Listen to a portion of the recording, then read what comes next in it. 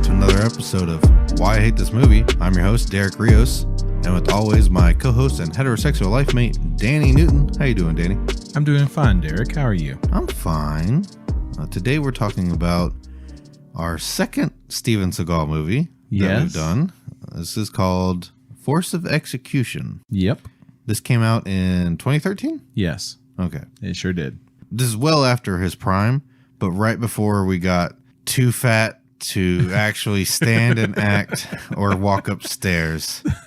So this is Steven Seagal while he can still, stand and do a couple kicks. There was still the use of body doubles. Yeah. And he almost everything he did.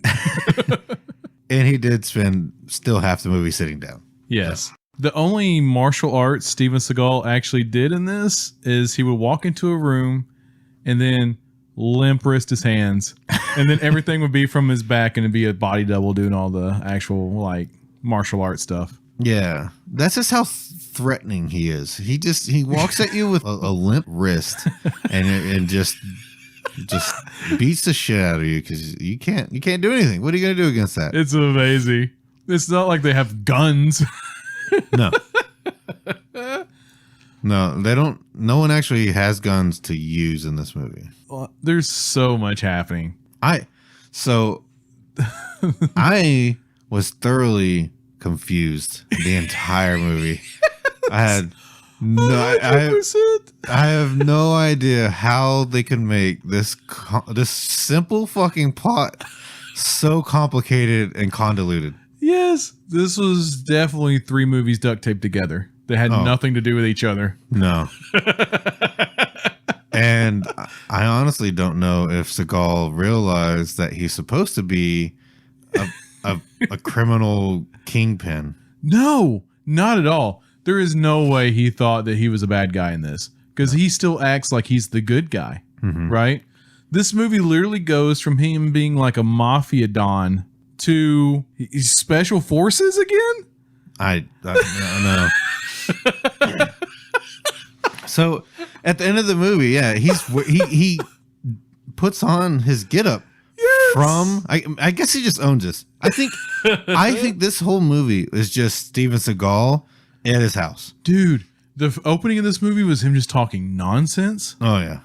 Then there was a middle part in this where he's literally just showing. I think that's his personal handgun collection. Yeah, I think this is his house, his personal handgun collection. He was just showing off his stuff. It's like, this is the 45 right here. It's a real nice piece right here. Man. Yeah, it's smallest 45 you can carry. See, right here, man. I got 9mm. This is real good. Yeah. They call it the clicky. Good, yeah. Because it clicks. Yeah, man. Yeah, it's just think about it, man. Yeah. No, man, it's all right. It's all right. Yeah.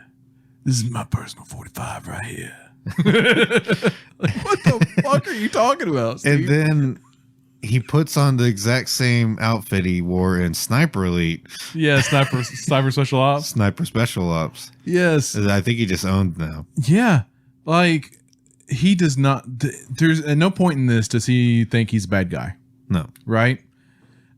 Because even at the end, he's like, I'm just going to move away. I'm not that bad of a guy. I just might have done some bad things. So, okay. The overall arching plot of this whole thing is he's a bad guy and Vin Raines is trying to move in on his territory. Yes. Right? That's it. That's the entire story. You would never fucking guess that. You would never know. Yeah.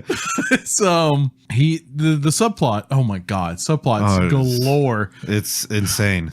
There's a subplot that's the longest subplot. That's his top henchman, his assassin guy that he sends off to go kill somebody. Who I believe is the only actual martial artist in this movie. Yes. And that's Bryn Foster. So that guy goes and kills a guy in prison that I guess is like informing on Mr. Alexander's businesses. Yeah. What? Yeah. And Vin Raines eyeballs that guy and is like, nah, it's that other guy. So that's his contact on the inside. Mm-hmm. So he kills the other guy like he's supposed to. Yeah. And gets back out. And he's just like, nah, man, you killed the wrong guy. I can't have my business associates thinking they can, just whatever fucking stupid Steven Seagal shit he says. But he gives that guy to the Crips. No. So yeah. All right. They say that they're the Brotherhood or the neighborhood. Dude, there is so many other gangs. No, I don't know who those guys are. Vin Raines' crew is like, yeah, we neighborhood, we 6-0. I'm like, what the fuck does that mean? They're Crips. But that's what I thought. The neighborhood is, I guess, just a sect of Crips. I don't know.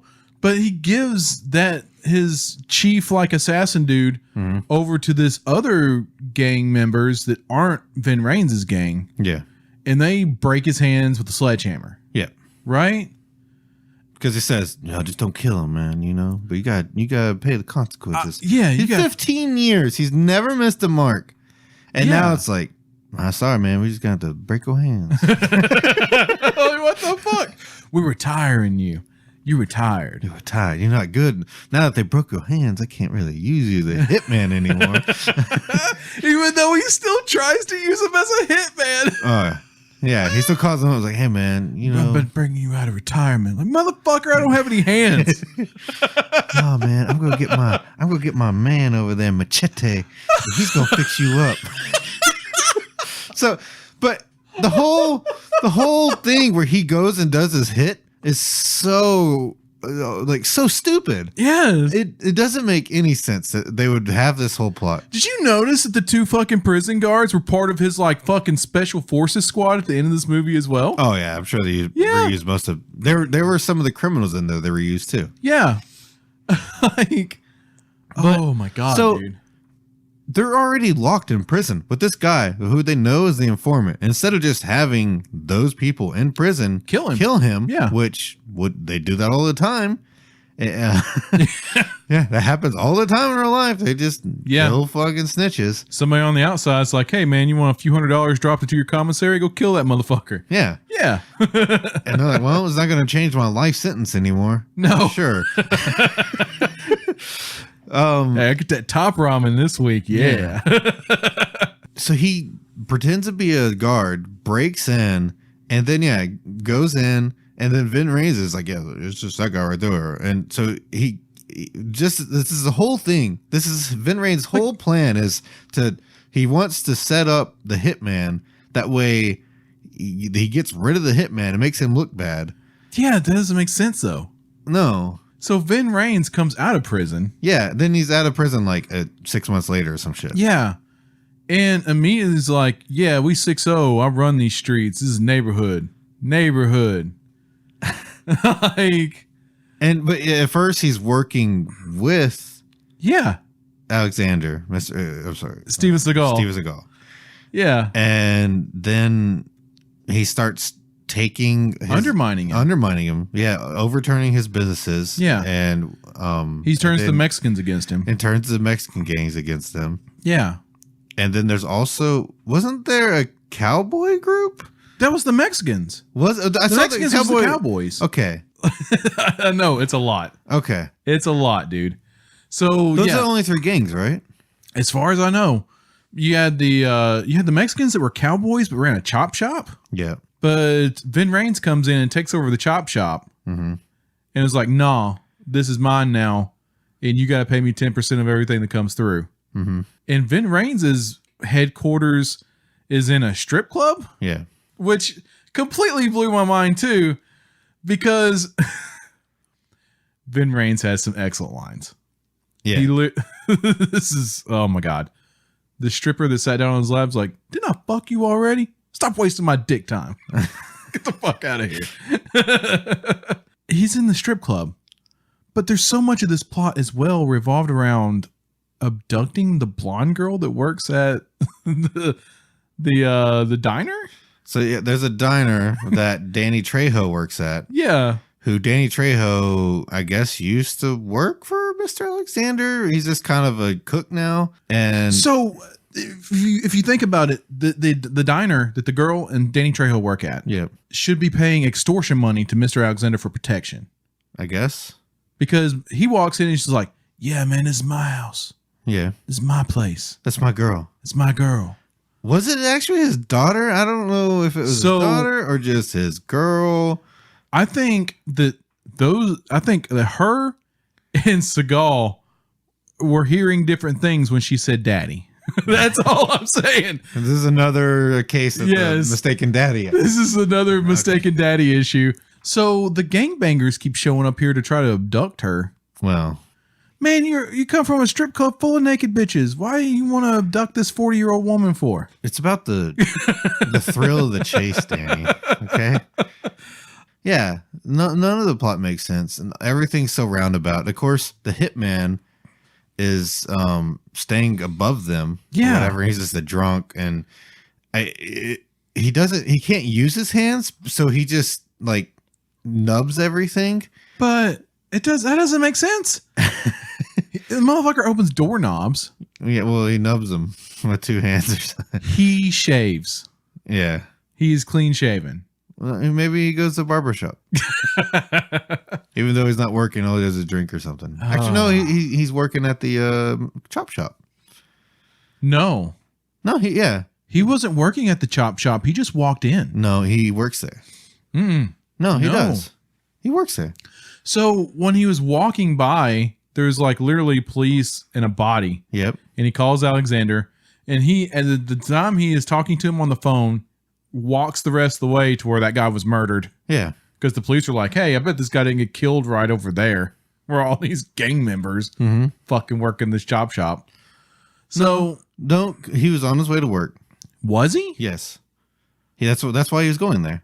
I didn't know that. Yeah. I thought he was just walking by and then he just fucking walked in. No, because he walked in and then he started going to work, and it wasn't him pretending to be there. No. He was actually going to work. Because I thought he was just pretending to be there. I thought so too at first. I thought he was spying on them. Why is he doing this? This is so stupid. He's just standing there in the open watching them have their bad guy conversation. No, because Vin Raines goes over and talks to him. Is like, yo, I know you. The underling was like, don't I know you? Yeah, the underling. Yeah. And then it was either the underling or Vin Raines. They go over and talk to him. The underling calls him out at the cafe or whatever too. Yeah. Yeah.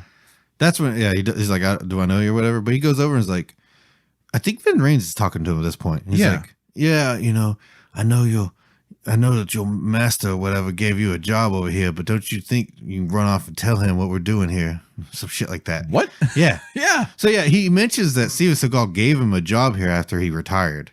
Yeah. Yeah. So there is a line explaining that he works there. I love how Steven Seagal just happens to show up everywhere. Well, when he gets in the fight, I don't know if you notice this. Whenever Guy comes in, and whenever Hearst is defending the chick in the diner, from the Mexican gangbangers, they it's the black gangbangers first. No, what I'm saying was when Seagal shows up. Yeah, when Seagal shows up, it was the Mexicans, right? No. Oh, it was the black ones. It was the black guys. Okay, it was the black guys. All right. Yeah. It was neighborhood or whatever. Yeah. 6-0. Yeah. Neighborhood. He's fighting him, and then of course Limp Hand shows up. Yes. And then Steven Seagal's like, hey, my hands are broke too, and just fucking flops him down. Yeah. And then, he bends her arm a little bit, and they go flying over, and he beats these people up. He doesn't say a single thing to Hearst. No, not at all. He doesn't even act like he exists, and he just leaves. He's like, all right, baby, you be good. I'm taking I don't think they're in the same room together. No. I don't know if they're ever in the same room together. So there's... You know how he is about other martial artists. I'm sure he, because Hearst seems like, this guy seems like a... So when Hearst fails to kill himself, and then Seagal just happens to walk in, he's like, hey, I'm going to give you this money. You're going to get out of town. Right? And just fucking flops a thing of money on him. Yeah. Wait, he didn't try to shoot himself then. He was toying around with the gun, but he didn't actually make it go off. No. That was later. It was later, yeah. Okay. But yeah, he just walks in and is like, yeah, you retired. I don't need you no more. Here's money. Disappear. Right? Well, I think they're in the same room then. I don't know. But in no other point in this do I think they're in the same room. Yeah. I don't know, man. I'm not even sure if they're in the same room then. Like... Because, I'm sure his ego wouldn't allow him to be in the room with someone who's obviously a better martial artist. Dude, but that dude was fucking jumping and fucking doing spin kicks and shit. Yeah. Yeah, he was talented. He was really talented. Even as stupid as the prison was, I love a hallway fight. Yeah. That's the thing I love the most about Daredevil is a great hallway fight. Good hallway fight. But it still has a bunch of jump cuts. It does. But that dude literally walks down the hall and beats the shit out of people. Mm-hmm. That was awesome. Whenever Seagal's on the camera, it jump cuts a lot. Yeah, because he can't move. Yeah. Yeah. It shows someone guy attacking him like stepping, and then the guy flying. Seagal should have realized he was the bad guy. No. You know Because what? this movie literally opens with him murdering a guy. He can't. I don't think he's ever played a bad guy. He murders a guy, but he does it honorable. You know, yeah, I have honor. Unlike you, you ain't got none. That's something you ain't got. So I talk about seppuku, but you ain't got no honor. That refers to people with honor. Jesus Christ, he does. He says exactly that dumbass shit. And he's like, so his honorable idea of killing the snitch is to hand him a knife and then beat the shit out of him in combat. Yes, then kill him with the knife you just gave him. Yep. And Yeah. you know he never takes the shades off the entire fucking movie. Nope. Not once. He's too cool. Too cool, man. The middle chunk of this movie is we're introduced to Danny Trejo. Yeah. Has Danny Trejo ever done any martial arts? Well, I mean, he's in Machete and stuff. He's been in action movies. He's been in a lot of action movies. But he's not a martial artist. But whenever they get into the cafe fight, he literally walks out with a pistol and just fucking kills that gang member. Like, why y'all fucking around? Yeah. Bam! Just blows the guy away. yeah, his character is actually pretty great. Which, I mean, generally Danny Trejo is going to be pretty great in a movie. But Danny Trejo fixed her hands Yeah. for the end arc, and it's literally the dumbest shit I've ever seen in my life. Oh my god, it's fantastic. He's supposed to be like a witch doctor. He's like, I don't know, some fucking dumb Mexican shit. I don't know. My abuelito was a witch doctor. Yeah. So, I just seen somebody do it once. So his whole fucking thing is, I'm gonna inject you with 2 different super rare scorpion poisons that both happen to both be the deadliest scorpions on the planet somehow. The other deadliest scorpion ever. Yes. And then what? I can't remember how he neutralized the poison. He said they neutralize each other. He doesn't. Oh, and then he breaks his hands. He breaks his hands. That way they heal back. Yes. Overnight. Surprisingly fast. Yeah. That's just the poison working. You just don't know the miracle cure of scorpion poison, okay? Oh man. Daddy needs his medicine. There's a point in this that the Mexican gangbangers are going to try to jump Danny Trejo in the alley, and that guy comes up and just beats the shit out of him With his feet. Yeah. He's like, how are you doing that, man? And Danny Trejo's just standing there smiling. He's like, hey, it's not bad for a cripple. Yeah. Like, I could have took these guys. Fucking no, you couldn't have. Yeah, he has a gun. It'd been fun. When Vin Raines first meets Seagal, Yeah. he calls him the N-word. Yeah. and it's in a strip club, right? And actually, no, I think that's when he goes to his house. Yeah, he goes to his house first. Yeah, and it might be later. I don't know. Anyways, he calls Seagal the N-word, and Skull looks like he's so happy to be called the N-word. Oh, like, my people finally get me. Yeah, he's so giddy. He's like, he laughs just like. There's some fucking weird ass like giddy laugh. It's like, yeah, man, shit, brother, man. So happy to finally be accepted by his people. I'm so glad I put that in this fucking script, man. Because, I just want to be acknowledged for how cool I am. Even these black guys think I'm cool. Christ. Shit, brother. I don't even know what it was going to be. Like, Vin Raines shows up and is like, oh, yeah, we got the informant and we're going to give him to you. And Seagal's going to give him something, I guess, be part of the organization or something like that. He's like, yeah, 6-0, we run 60 deep. And Seagal's just like, yeah, not anymore. You work for me now. Yep. Like, dude didn't agree to this. Yeah, I mean, you can say it all you want. Yeah. But no. And the whole movie, Vin Rames is going behind his back and taking off and like chunks of his business. And the whole time he's like, no, I know everything that goes on, man. Brother, man, you know, I got eyes everywhere. I see everything. I know everything. I already know what he's doing. But he's not doing anything to fucking stop it. Until the end where it's like, I guess they're going to show up and try to kill us. So, you know, we're going to go home and strap up. And then it's an entire tactical team. Yeah, and he just has his sniper ops team. Yeah. And all of actually some of the guys from the one bearded guy. Definitely in that movie. Mm-hmm. And that guy's in like every military movie though. They're cheesy B military movie. Yes. But then so he's going over this whole plan, like, all right, you know, you're gonna hit him here, and we're gonna be there and flank him here, and we're gonna be right up here when they come out. So before the house thing, before the in-house thing, okay, he goes to Vin Rames' club. Yep. Right, and literally sits down in front of Vin Rames, is like, "Yeah, man, you can have all the business. I don't want none of this shit. I just want to go on back to Thailand, where he's from.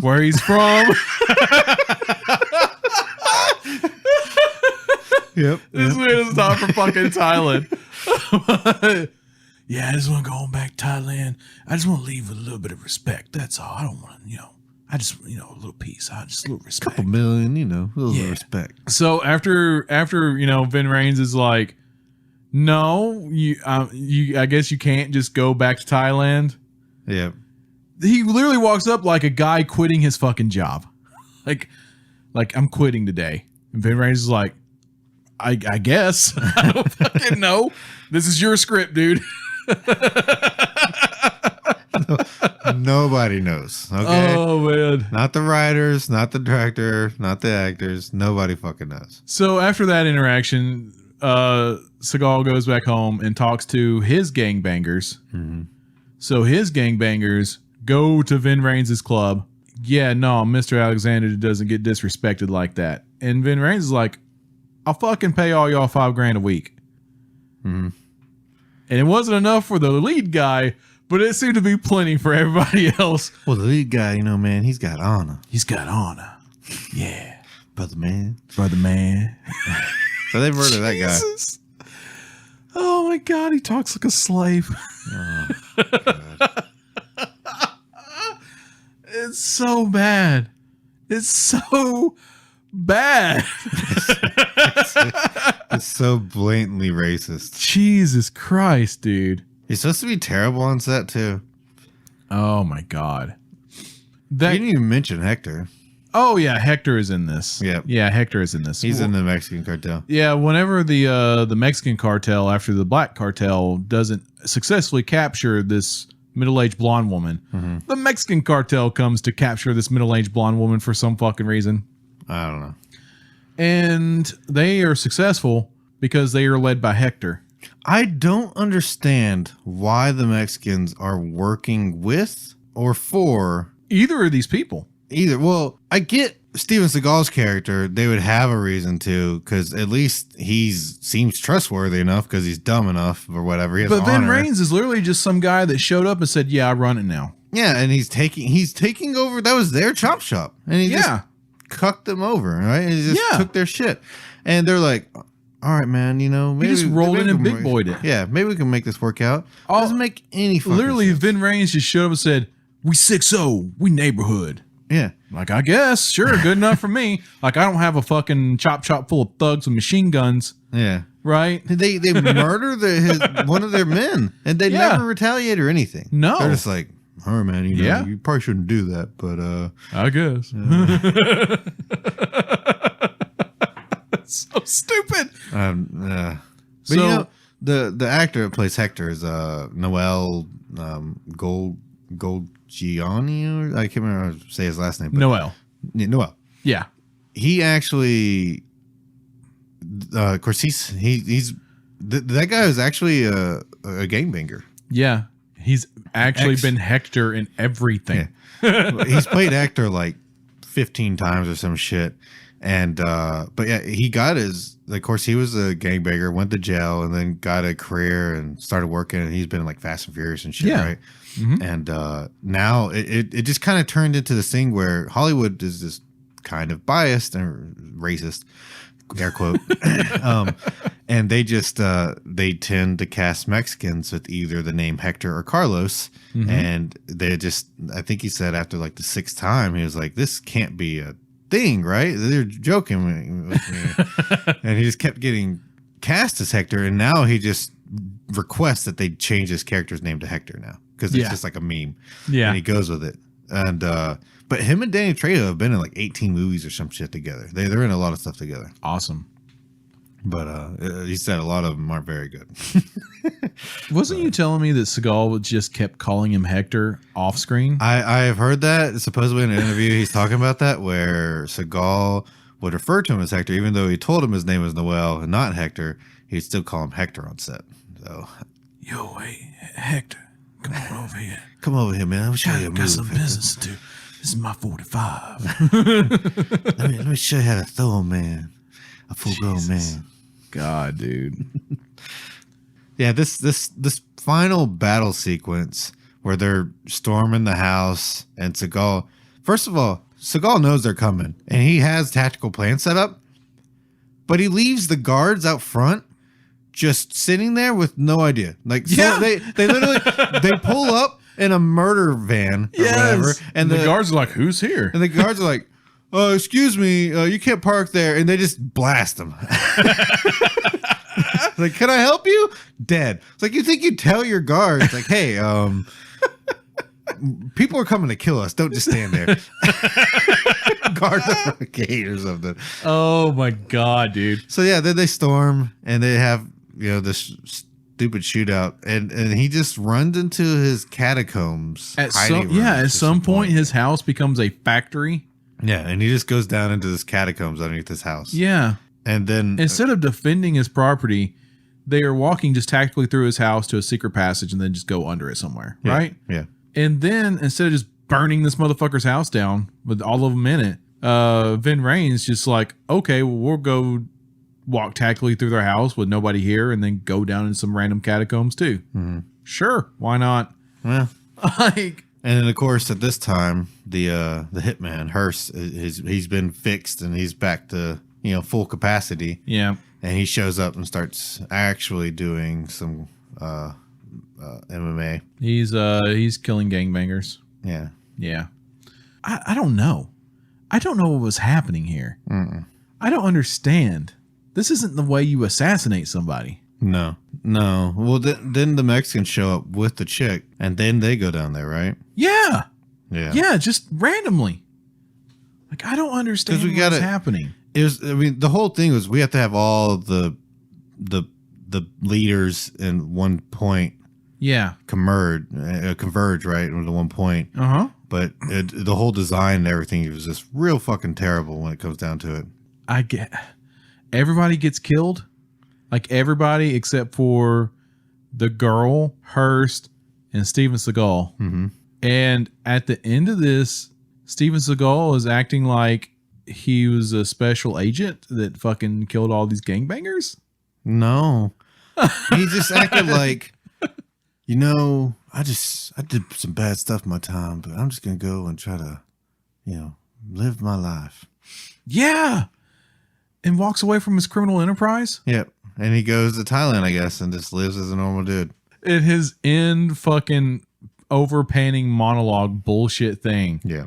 This motherfucker literally said, I'm a dinosaur.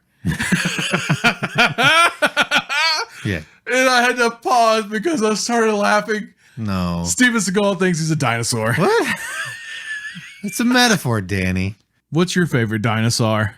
Steven Seagal. It's just a metaphor. God. That's a pretty common metaphor. It's like, yeah, I'm a dinosaur. The plot's all over the place. It jumps around. I was so confused the entire movie. The action really isn't that great overall. It's just really has the one guy. Oh, man. The one young guy.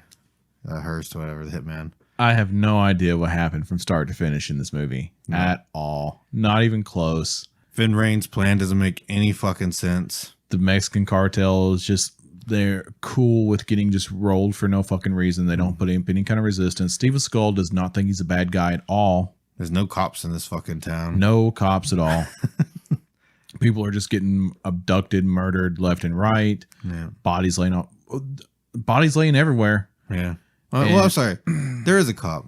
They show up at the first murder scene. yeah, the first murder scene. Yeah. That's it. They don't actually do anything in this town. Steven Seagal doesn't know whether or not that should be his daughter or somebody he's fucking. Probably both.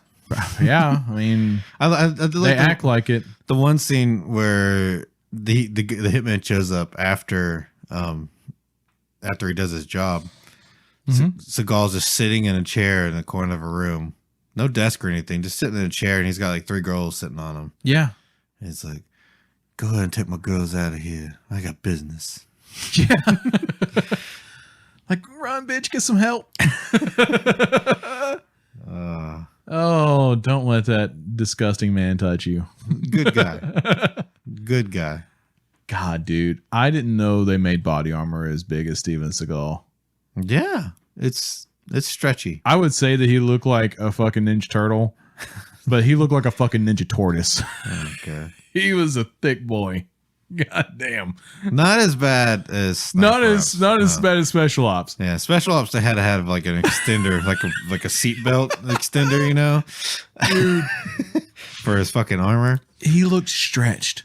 It looked like they changed the film, like they edited it to stretch him because his face looks so fucking. I don't know. fat. I couldn't tell you because he's wearing sunglasses and a hat the whole fucking movie, a backwards hat. Yeah, he is. Because that's how he snipes. Sunglasses and a backwards hat. Oh, God, dude. This motherfucker ain't from Thailand. No. You know what there wasn't in this Christ. movie? Asians. Not a single Asian in this fucking movie. Could you imagine if there was? What kind of racist shit would he be saying to the Asians? Oh, he'd instantly bow to him. Like, oh, bow. I'd be like, arigato. Arigato. Ni hao. Did you see Vin Rames throw that kick? Yeah. That was sad. Yeah. It's like me trying to throw a kick. So much worse. Yeah. So much worse. Well, Vin Rames has a few years on me. Yeah. What is he, like 60 something? Yeah. Yeah. I just, oh God, man. All I'm saying is he should probably stick to hacking. Yeah. Yeah, for real. This movie was so goofy. If there would have been any kind of like overarching storyline that was somewhat cohesive, I would say 100% watch it. Yeah. But because this was, like I said, 3 movies duct taped together, I had no idea what was going on at the start or finish or anywhere in between. This was fucking bad. This is as bad as it gets. I'm so confused. I'm still confused. I don't know. I feel as though it forced the execution onto me. Yeah. I don't even understand the fucking title. The title was actually in the dumb shit he was saying at the beginning. Yeah, yeah. I know he said something about like execution or some shit, but I don't think he actually said that's the force of execution. Brother man, you know. War is good for business if you're a government, but man, the streets people wheeze the streets people. Mm-hmm. War's no good for our business. Stop calling me Alexander Coates, or you shall feel the force of execution. Oh, okay. That's it. Yep. That's it. I guess it was just sounded like a cool line, so he's like, title of the movie. I think if he was going to pick something out of this random jumble of shit, it should just been called "We Street People." The streets. I think "We Street People" would have been a much better name for this movie. Yeah, man, we street people. We Street People. We straight up neighborhood, man. Neighborhood, man. 6-0. 6-0, you know, yeah, I'm joining the Crips. I'm cool. No, motherfucker, you are not. That black guy over there called me the N-word, man. Shit, brother. I'm part of the hood now. We's neighborhood. Nah, Danny, I'm joining. We's the hood now, Danny. He had a really good redemption arc. You know, I think he was a pretty good guy when it comes down to it. I wish the other half of Vin Rames' movie would have been in here somewhere. Yeah. Because I imagine it was spectacular. Yeah. The strip club scenes were okay. Yeah. Yeah. Yeah. Lots of naked middle-aged women in the strip club too. Yeah, man, they don't look too bad. The only young women in this were literally the 3 whores that were sitting on his lap when he was just sitting in the corner over there. Yeah. That's it. Like, all these women look middle-aged. I mean, like they needed this job. you been to a strip club lately? You go to a strip club during the day.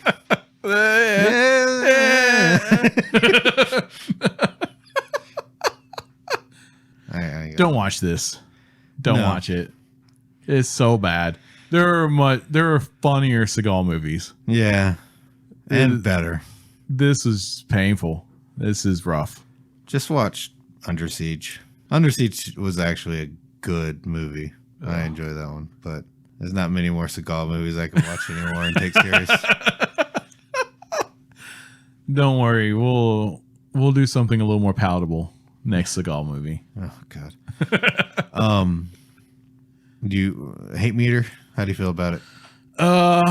Man, I don't know. I felt pretty racismed against.